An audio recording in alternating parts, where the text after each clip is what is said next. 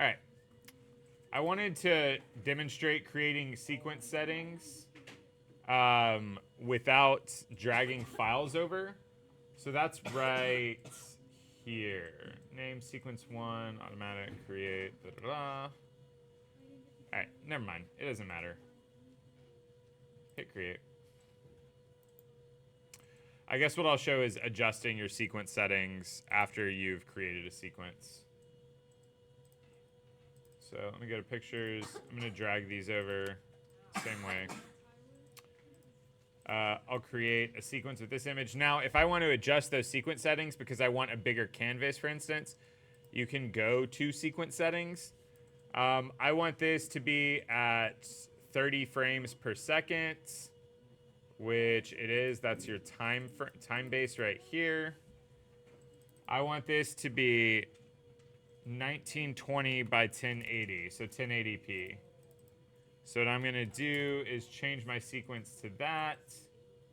I'm going to leave everything else alone. Say OK. That's fine. All right. So now what I'm going to get into here is I'm going to drag both of these images onto the timeline. And let's say I wanted to animate them coming in at different points.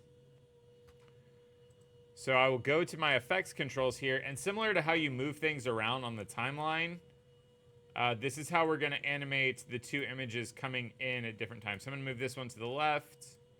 I'm going to move this one to the right and make it a little bigger so it fills up that space. I'm going to make this one a little smaller.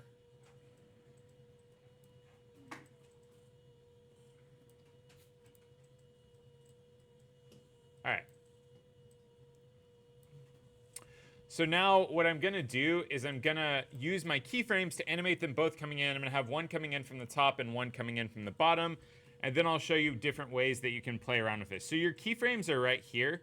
When you click these stopwatches, that says toggle animation, these little stopwatches by your effect settings. So if I click the stopwatch for position on this file, so I have this one selected. Go back to effects controls. If I click the one for position, what that's going to do is that's going to turn on animation for the motion, or sorry, for the position of this image. So basically, if I want that image to start off screen, what I can do is I can drag it all the way to the bottom so that it's off screen. And then what you'll see is that'll create a keyframe right here. It's not super easy to see. It's pretty small. Let me see if I can make this bigger so you can see it a little bit better. So right here, that has created a keyframe. I'll show you one like in the middle. So like if I move this image up now, it's going to create a keyframe. Now I'm going to move that one. What I'm going to do is I'm going to go to the end of my file, or the end of my image, and then I'm going to move a keyframe up to where I want it. And what you'll see is if I go to the beginning of the file to the end and hit play, it's going to move up slowly because I've created a keyframe at the beginning and a keyframe at the end for where I want the file to end up. So now the file animates in slowly, and I can do the opposite of that for this one. So I'm going to do position keyframe on this image. I've selected the top layer now. I'm going to move it off screen where I want it. I want this one to come in from the top. So then again, I'm going to go to the end, and I'm going to move it down where I want it. So now I've turned on animations. These two images will move in separately and kind of like be complete at the end. If I wanted them to kind of like sit in that space for a little bit, I could select these. Because these are images, you can drag them out, like lengthen or shorten them, regardless of modifying time. If you're doing this with a video, you have to actually change the speed and duration of the video to make it longer. But since these are just images, they're static graphics, you can just lengthen or shorten them however you want. So now these edit in, and then they're here. Now let's say from this position right here, I wanted to animate the opacity of them so they both fade out. What I would do is I would then come here, and much like anything else, you can use keyframes to animate any setting inside Premiere. So if I turned on the opacity animation here, it starts at 100. And then what I'm going to do is I'm going to select both clips and turn it on at the same time. That way I don't have to kind of guess where I'm turning on the keyframes at. So I selected this one. I'm going to select this one. I'm going to turn on the opacity keyframe. They're both at 100 right now. I'm just going to go to the end of the file, turn the opacity down to 0, and then do the same thing here. I'll turn the opacity down to 0. So now the clips are going to animate in because I've set the keyframes up, and then they're both going to fade, and they should fade at like the same rate because I set the initial opacity keyframe at the first place and then the end opacity keyframe at the same place. So, and again, you can do this with video, you can do this with images. This is kind of how you'll see people doing basic motion animations inside Adobe Premiere. They use keyframes to animate the motion. You can also do things like, if I want this image before it fades out, which I think that keyframe starts here. If I want it to scale up, I could then create a keyframe for both the motion or the scale and the position. So to just insert a keyframe, you can click this, which would add a keyframe at its current settings.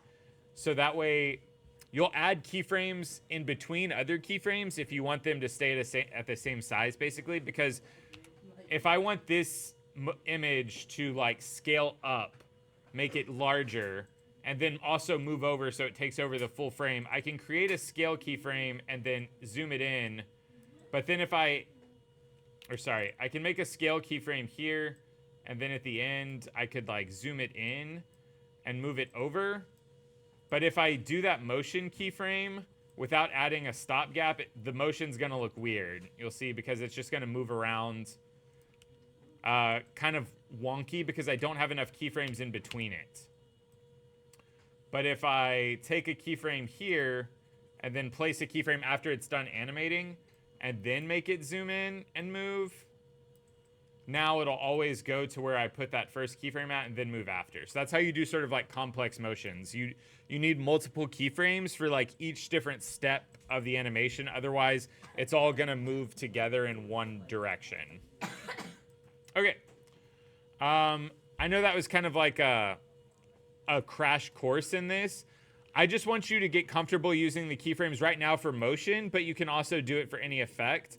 This works really for any effect that you can apply to an image. So let's say I just wanted this image to be